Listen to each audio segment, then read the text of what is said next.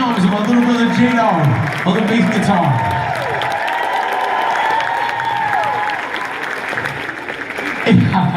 And that is my little nephew Nathan on the stuffed guitar.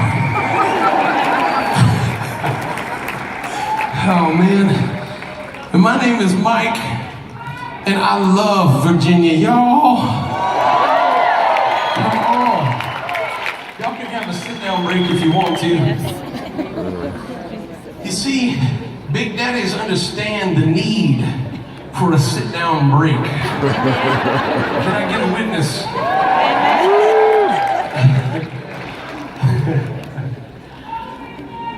Come on, man. You guys are so awesome. This has been so fun already tonight. Yeah? Are you having a good time? Yeah. Praise the Lord, man. That's so good. There's some of you, I'm telling you, you believe this stuff that we're singing tonight. I see it in your face. There's some of you, you have been literally touched by the love of God. You can tell that. You can see the effect of the love of God on your lives, yeah? Because the love of God changes everything, amen? You know, stuff that we used to love, when He begins changing us, we set those things aside, right? And then we begin to develop His heart in us, right? Because He's our Father, you know? Praise the Lord. You know, I used to hear scriptures and read scriptures like, for God so loved the world, and I had a really narrow view of the world, you know? Mainly because Big Daddies are indigenous to a highly air-conditioned environment, y'all. You know? So I think about God loves the world. I was like, well, as a traveling musician, I've seen the world like from sea to shining sea in America, you know? That was my world, you know? With all the modern conveniences of, you know, comfort.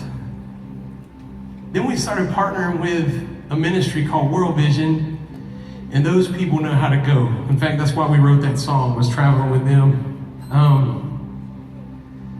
Because of World Vision, man, I've been to places I never even dreamed of before.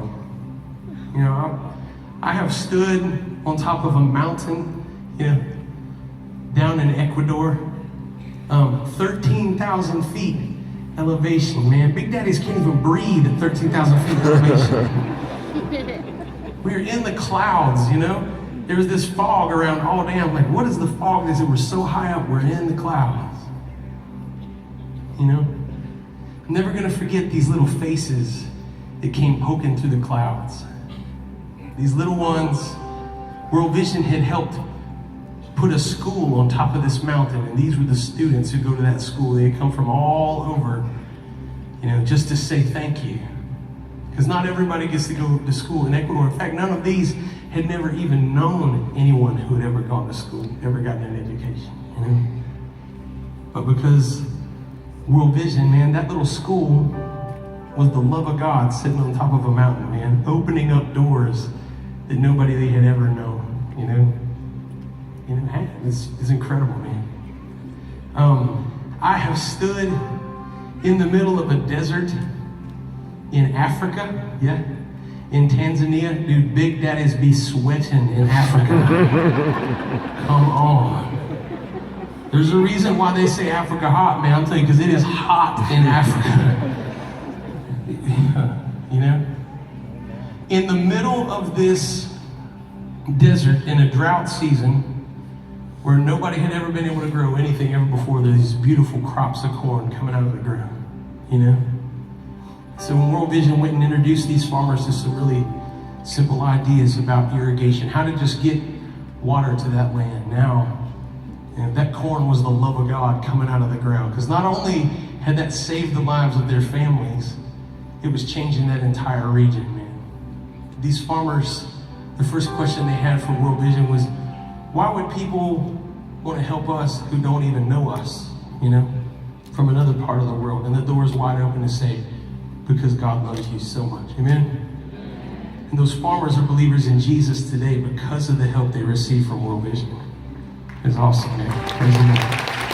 I was there, I saw it, I sweated, you know?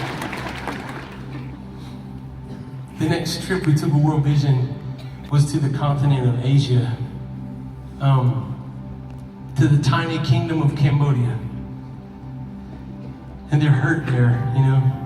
If you Google Cambodian genocide, you'll read about how literally millions of people were just murdered. I mean, that's within the lifetime of most of us in this room, you know. It was completely terrible.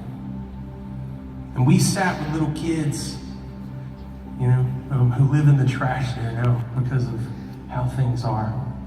And they're looking for something to eat through the trash. Or, you know, they're trying to find something to sell so they can buy something to eat. And they are the easiest ones to go disappearing into human trafficking. Even as young as 3 years old, and little boys and little girls. You know. So we were there to see how World Vision helps fight against human trafficking. And man, they were down in the trash heaps every night, somewhere different. You know, showing kids things like, this is how you wash your hands, because they never had anybody show them that, right? Teaching them, you're not trash just because you live in the trash, you know? Because to their culture, they are the trash that they live in. And they teach them ways to look out for people who would trap them into the lifestyle of being trafficked. Those kids had never seen anything like a Big Daddy, y'all, I'm telling you. I don't think they have fat people in Cambodia. The more I travel around the world, I'm starting to think it's kind of an American thing. I blame Doritos. Yeah.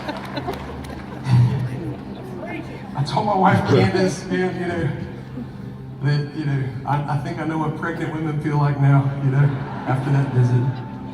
My sweet wife, Candace, man, I'll tell you, I'm married way out of my league, man. Anybody else in here, any other guy in here could say that, man, dude.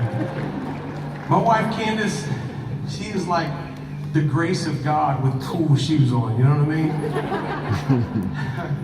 We have 3 kids, and each time she has been expecting, I mean, the most uncomfortable time in her life, 3rd trimester. Can I get a witness? Any ladies in here? Gosh. You know? Complete strangers in the grocery store coming up to her, you know, like they have permission to just touch her belly or whatever. What is going on with that, you know? Like, whatever's going on with that is exactly how it is for fat people in Cambodia, man.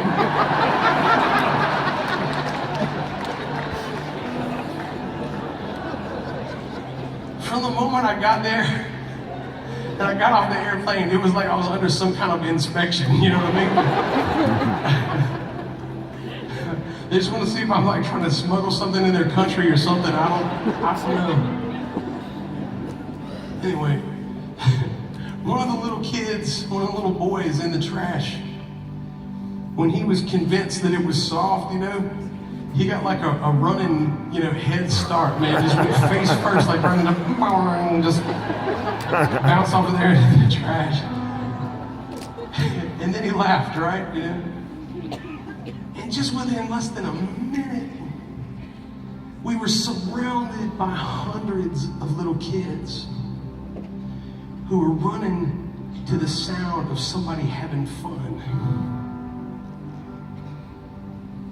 They were as starved for human attention and affection as they were for something to eat, you know? And as dads, that really messed us up. You know, we just want to take them home somehow. But you can't do that because, you know, Cambodia is not open to adopt children, right? That's why it's so important for ministries like World Vision to be there and be the hands and feet of Jesus, man, you know? And that's exactly what they're being. And Cambodia was so uncomfortable to me. On my way home, just to be honest with you,